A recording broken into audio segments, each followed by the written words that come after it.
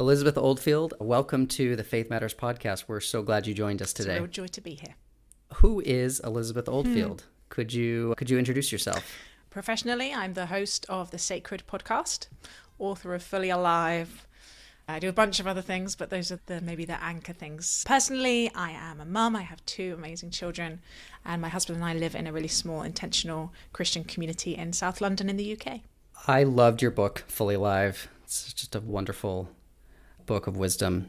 And you begin your story with your journey of becoming a Christian. Could you share some of that journey with us? Of course. It's been a bit of a wiggly road, a zigzag path. But I was raised in, I would say, a faintly culturally Christian home. It wasn't absent, it wasn't hostile, but we didn't really talk about God at home. I know my mum believed in a thing, and my dad probably did, but was very private and quiet about it. And that was in contrast to my friend, my school friend, who was part of a youth group at a local charismatic evangelical church. And they talked about it all the time in her house. And she had a crush on a boy, an American boy actually, in her youth group. And she was desperate for me to view who it was that she was going on about all the time. So she invited me to her church youth group. And through that, I began to get drawn into the church community, get curious. I was pretty skeptical, I think, as a young teenager. But they invited me to go away on a big church youth festival. We used to gather in Somerset in the south of England. Charismatic youth festival, I think quite influenced by the Toronto blessing that was spilling over into Anglican churches in the UK. And I encountered people speaking in tongues for the first time. I encountered kind of mass worship for the first time. All these things that are very strange and quite off-putting to begin with.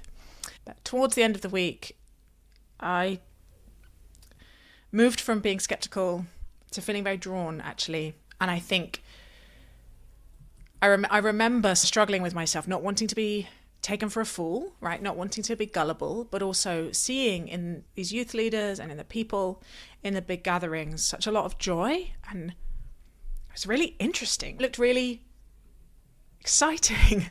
And so I prayed. I remember exactly where I was standing. God, if you were there, would you show me? And I had this very powerful... It's 25 years later, and I still don't, and I've tried to write about it and tried to speak about it. I still don't have language for what happened, but I had a very powerful encounter. I felt very clearly that I had been answered in the affirmative. I was out on the floor for a while there, and when I stood up, I was a Christian. But you write in your book that you didn't become a Christian and live happily ever after. Does anybody? Yeah, that you actually did go through a phase of doubt and skepticism. And what did that phase look like? And how did you eventually come back to walking a Christian path? It was horrible. Really horrible. In my case, it was about the Bible. I had no idea how to read the Bible. And then I was employed by the BBC to make a TV program about the Bible. And so I spent all this time ringing up like world experts and asking them to brief me, which you can do when you work for the BBC. It's weird. Everyone's sure, I'll give you an hour of my time, download my brain to you.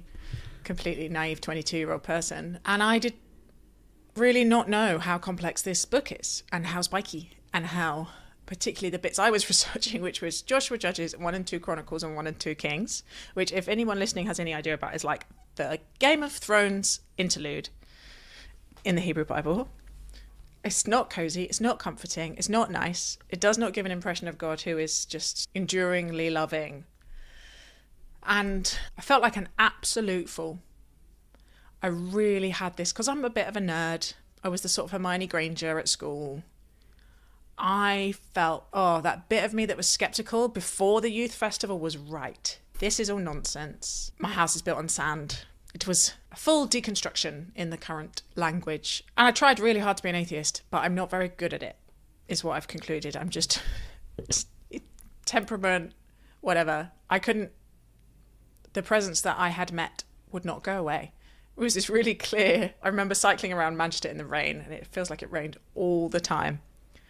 Thinking to myself, I don't believe in you. And then go, no, I don't believe in God. I don't believe in God. Stop talking to him.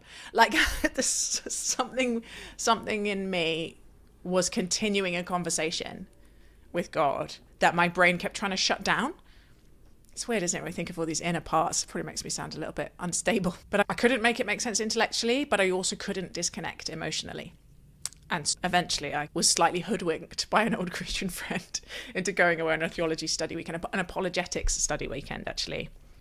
And I was their like live experiment because it was all Christians learning how to answer hard questions. And I showed up and I was like, I don't think I'm a Christian anymore. And here are all my hard questions. I was so angry. And they met me with such grace and intelligence and spaciousness. And honestly, it was simple as discovering that I wasn't the first person that had noticed. Some of these things are quite complicated. And it slowly rebuilt from there.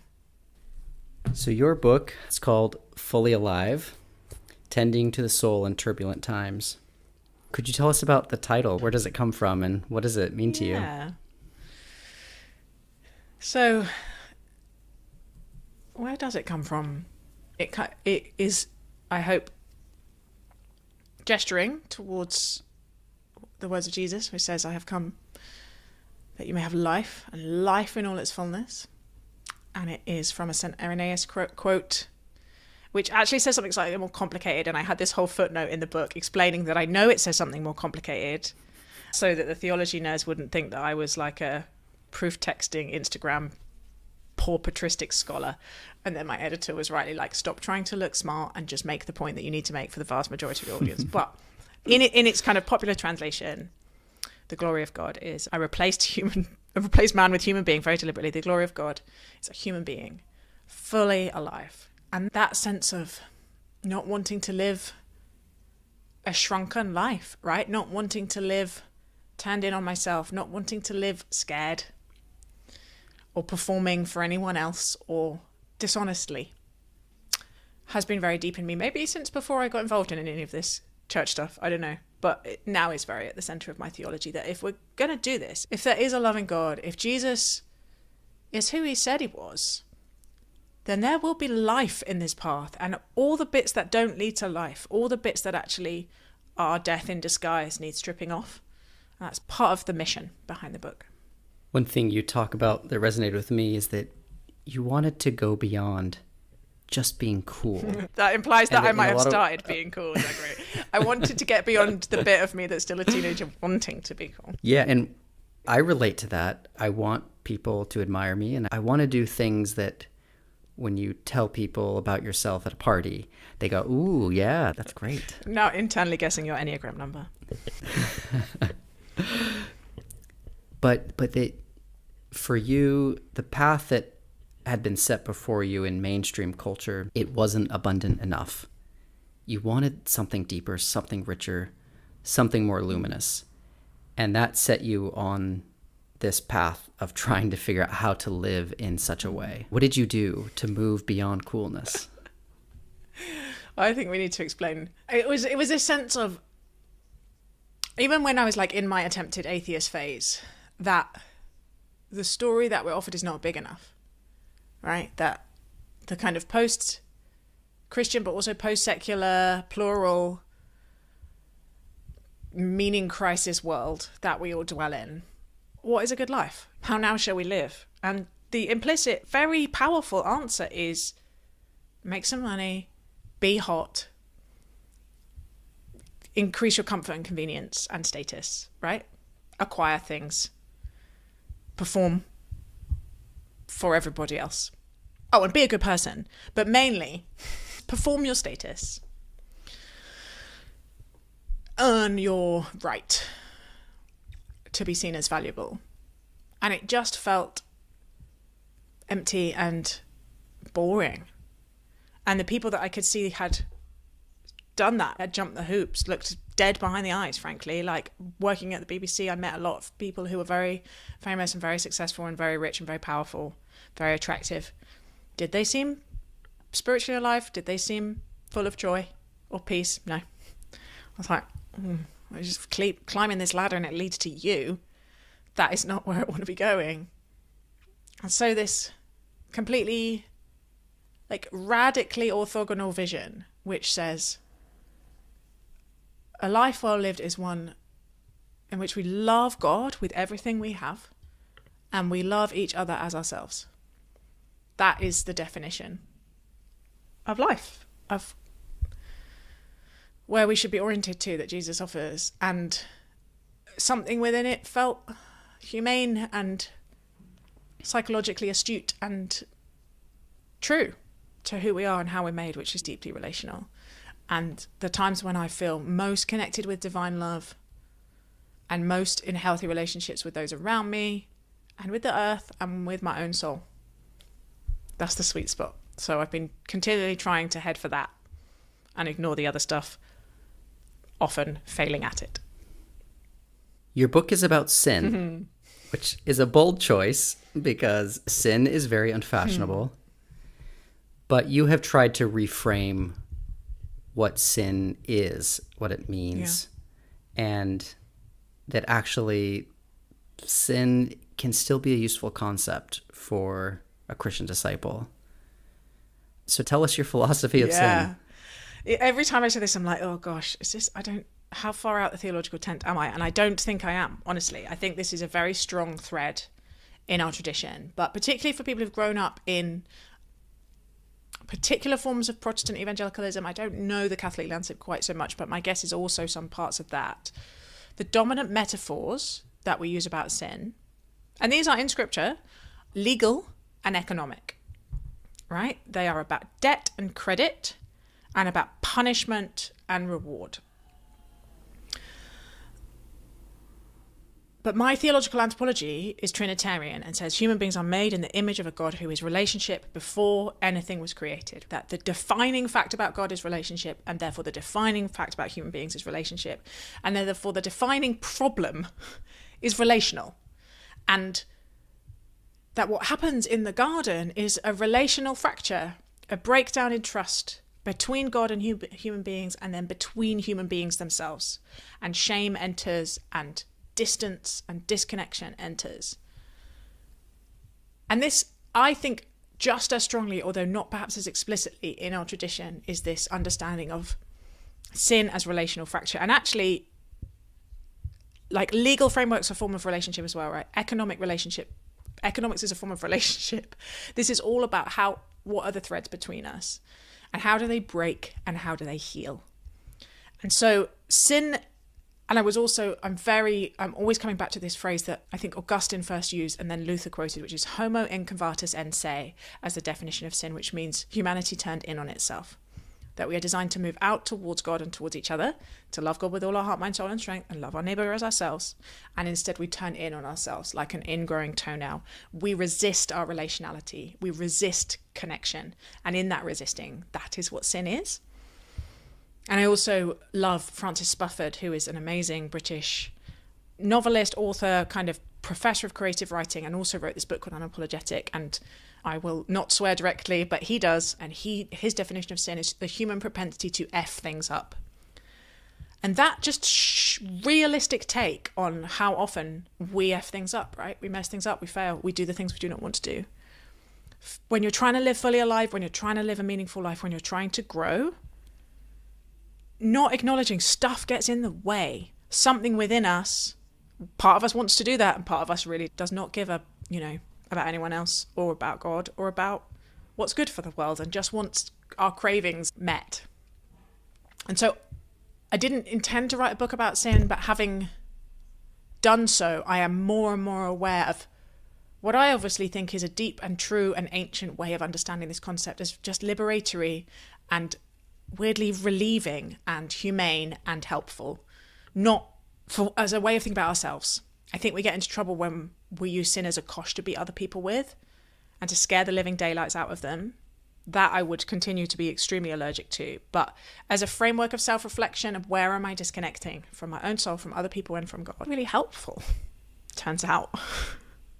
And you point out that in many parts of our society, as we've banished sin, it's caused certain problems. How do you see the problems of a attempted sinless society? Yeah, so the problem is that in the Christian tradition at least, sin and forgiveness should be so intertwined that you shouldn't really talk about one without the other.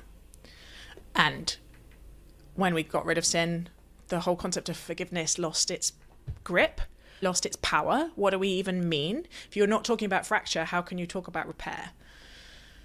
And it feels to me that something that was, and a lot of the instincts are really good, when you've got people scarred by generations of actually traumatizing imposition of guilt from outside, not people coming to an awareness of their own tendencies to disconnection, but other people telling them they were wrong, bad, dirty. We know the scars that people carry. Lots of your listeners will be carrying them and will be rightly nervous about this concept. And understanding ourselves with more compassion is so helpful, right? And understanding trauma and understanding our attachment theory and understanding systemic injustice and understanding all these reasons that we might make poor choices. It may be harder for other people, for some people than others, to connect. I want all of it, right? I am anything that accurately helps us understand how human beings work. Brilliant. And the extreme edges of that remove all human responsibility, right? There's a kind of passive, defeatist, we are just dancing to the tune of our ancestral trauma / hormonal misfirings, right? And I'm enough of a humanist to say no. Marilyn Robinson says, I find that the soul a valuable concept as a statement of the dignity and gravity of human action. And I feel that about human responsibility, that we need compassion, but we also need to have a way of naming when we harm other people. And we need a way of restoring. And when no one is really responsible, no one is really forgivable. There's this sense that no one is really responsible, but also you can't be redeemed. There's a gracelessness about our public conversations. There's a gracelessness and a resistance to the idea that anyone can really change. Like the radical claim of my faith is that anyone can change. No one is beyond the reach of grace. It's my most controversial opinion. No one, right? And our desire to externalize evil from ourselves into other groups and other people means that we resist that, because evil is out there, not within me, is a much more comfortable position psychologically. You can't sustain it forever because you know it's a lie, but it is hard. I think part of the reason I want to reclaim sin in its healthy liberatory form is it might help us re-find our way back to forgiveness for ourselves and for each other. Yeah, it seems to me if we want to live in true relationality, forgiveness has to be a daily ingredient. There's no other way to live in relation. Yeah. Your book's organized around the 7 deadly sins. Can you tell us about where that concept of the 7 deadly sins came from, and just take us through those 7 that you discuss? Yes, I can, although I might, having gone through them, I'm hoping I'll be able to remember them. There's a little bit in there about the history, because this is not a list that dropped from the sky. It is part of a tradition that the patristics developed over centuries, and there have been different lists, and I took a kind of a list that is very mainstream, but have reordered them. But the way I write about them I start with wrath, which is my understanding of this polarizing, dividing, contemptuous disconnection that we have, that's very visible at the moment, that I think is probably a constant through human history, but very exacerbated by the moment that we're in. The second one is avarice, because I spend a lot of time thinking about the climate crisis and the way that we have overconsumed ourselves into stuffication, right? We have set fire to our only home by our complete and utter inability to accept any limitations on our comfort and convenience. The tradition that I'm formed by is very direct about the dangers of the love of money, of hoarding, of a refusal to share, and of taking more than we need. And I'm as bound up in that as the next person in all my hypocrisy. Talk about envy, by which I'm thinking about status anxiety, and what does it mean to have a stable sense of self, and how do we move from all of this performative attempt to stabilize ourselves into receiving a sense of belovedness, whereby we are known and seen and valuable exactly as we are, equal with every human being, as a sort of baseline for how we think about our identity. Gluttony. It's a good test for me late at night in UK time. Gluttony, I'm talking about numbing behaviours, addictions. I'm very informed by the recovery movement and the way it helps us realize all the ways we disconnect from ourselves, right? Our own deep longings. We numb ourselves, we distract ourselves with food or booze or doom scrolling or overwork. And what might it mean instead to create space for awe and ecstasy and worship in our lives as the thing we're actually longing for underneath all those coping strategies. Lust. Trickiest chapter to write. There were landmines everywhere, but I really felt very strongly that I had received the core of the Christian sexual ethic as a very beautiful thing and very feminist, and I don't hear that argued very much. So I was making a feminist defense of the Christian sexual ethic as doggedly opposed to extractive forms of dehumanizing and objectifying sexual activity. Pride, which is the big daddy, right? It's the way that it's sort of, I really wrestled with what it actually is, and I think it's what's underneath everything. It's the bit of us that doesn't want to be relational, doesn't want to need anyone, doesn't want to be needed, wants to buy the lie that we are these rationally self-optimizing choice makers, making our way in the world, maximizing our comfort and convenience. What does it mean to move from that to actual covenant community, to actual relationship? I think that's my 7. I may have missed one. Acedia. I got distracted. Acedia is distraction. Apathy, just failing to pay attention to the most important things in our lives. And what does it mean to actually move to people whose attention is on the things we want to form us and the things we want to be becoming? Thank you. It's a great list. I cheated. I have the table of contents in front of me. I loved all the discussions. I wanted to focus on 2 that I struggle with and I found really helpful. So acedia, attention. I think it's something everyone feels right now. And what's fascinating is that the Christian contemplative tradition and liturgical practices and church calendar, there's all these ancient techniques that you talk about can really help shape our attention in stronger ways. So I wonder if you could take us through a little bit. How have you found ways to refocus your attention in better ways instead of being passively subjected to algorithms? Yeah, it's also something I really struggle with. And I am not someone who likes structure or repetition. And as it turns out, my soul massively needs both of those things. Rowan Williams, who's a sort of patron saint in my head, has this great line about everyone knows the genius of religions are around. They will give you an ethical framework and they will give you existential steadying. But really they're about time.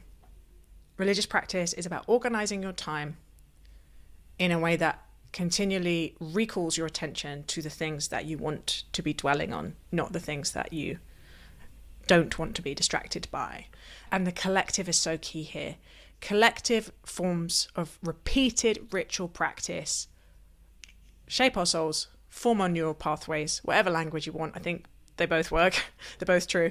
And so more and more, and this is why, despite the church being just like deeply disappointing, frustrating and annoying institution, I will never give up on it, because I think we're not designed to do this alone. I don't think formation happens particularly well on our own. And we can read a bunch of books and listen to a bunch of podcasts, and I have a book and a podcast, so I'm so enmeshed in this. But that is, in some ways, it's just reinforcing that quite consumer thing. If I will go looking for my inputs, I will have my inputs on my own, and they are the things that will shape me. Collective forms of religious practice, so in our little intentional community, and this is one of the things that drove me into living in community, the sense that I won't do this on my own. How do I get alongside people up close, regularly, over time, that we can do it together? We do morning prayer, we do Compline, we have practices of hospitality which turn our eyes outward. We have practices of celebration which remind us that even when the world is bleak and we've had a really hard day, there are things to be grateful for. We have time and places earmarked for creativity, right? Times and places in our week earmarked to deepen our relationships with each other. And I'm part of a congregation. It's in quite a hard place at the moment, to be honest. I don't go because it's joyful right now. I go because I need to sit next to people not like me, and I need to sing songs with them, and I need to turn my attention in the same direction on repeat, because that is how we change, and that is how we learn to love each other. So all these, like, Casper ter Kuile calls them spiritual technologies. But I'm just like, this is what the church has done for 2,000 years. Again, turns out they knew what they were doing. When you're observing the church calendar, and I love thinking about death. I think it's really good for us. I'm like Thomas More, Memento Mori kind of girl. And every time I come to it, death will be showing up in my life in a different way. I will be grieving something different. I am bringing a different person. But I return to it, and there's like an accretion of meaning from all the years that I have celebrated that festival, in a way that it feels like I'm drilling down a different level of the festival every year, and a different layer of my own soul, like deepening into sacred time. And this is not my charismatic evangelicals, which is the church that I was birthed into and that still spend a lot of time in, not huge on the church calendar. So I have to put it together myself in this classic like Western consumerist approach to things, like go visit local churches, and we do a bit of it in the community. But Ash Wednesday now is like every year I will go and get ashed somewhere and then walk around all day marked with the sign of the cross and the sign of my own death. Yeah, it's good stuff. I confess I once pointed out to a colleague, like, oh, you have there's a smudge. There's a smudge there. And now I'm one of the people who get it, and it's great walking around with the smudge. And of course, Sabbath is really important to us. We try and do it collectively as a house, and that helps because otherwise I don't do it. As well as praying together, we read the Bible together. And that sense of...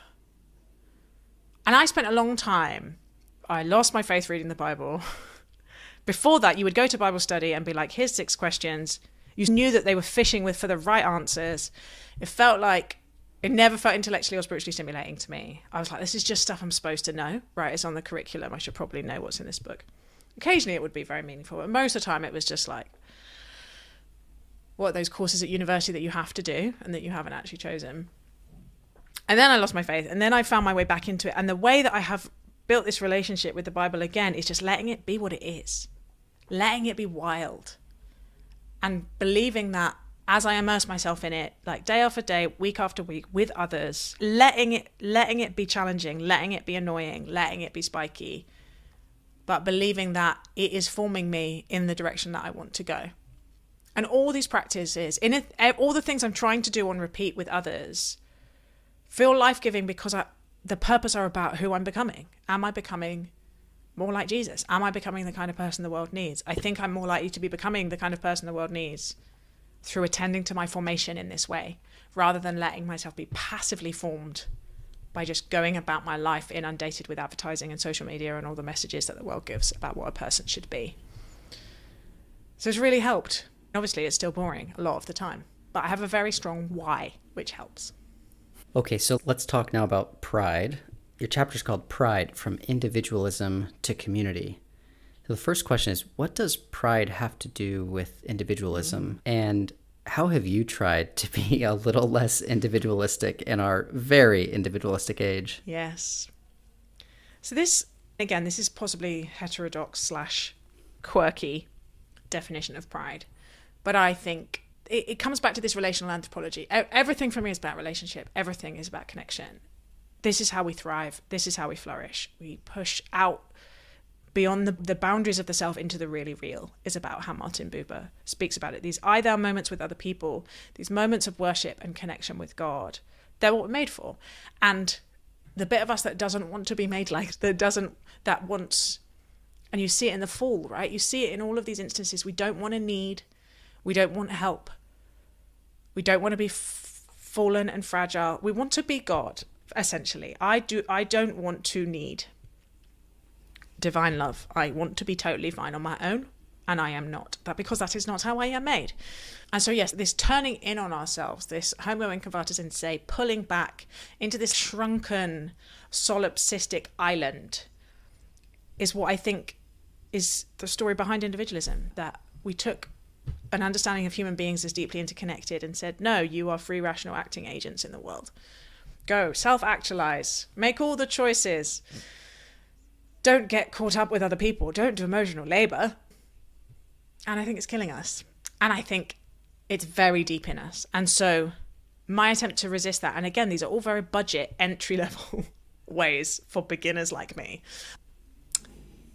is partly by being in a congregation, even when it's hard, believing that there is something powerfully good that I need about showing up week after week with a group of people from very different socioeconomic, racial, theological, political background from me. Not people I have handpicked because I like them. Sometimes the opposite. Sitting next to them and remembering that they are my family. They are my body. They are the eye and I'm the foot, maybe. And I need them, and I'm not allowed to write them off, and I'm not allowed to remove them. That we are given to each other, that our gifts are for each other, that we are made for each other and we are made by each other.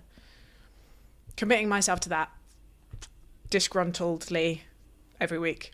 And then this slightly weirder, more unusual thing, which is that we have bought a house with another family and we live really quite up close covenant life with them. And we share a lot of our money, and we cook for each other, and we eat together, and we have these spiritual practices together. They're the guardians for our kids if we die. It's beautiful. It's a very beautiful, extremely life-giving way of living. And I feel more discipled in the coming up for 4 years that I've lived in community than I did in the previous 20 years. It goes really with the grain of my soul, even when it's hard.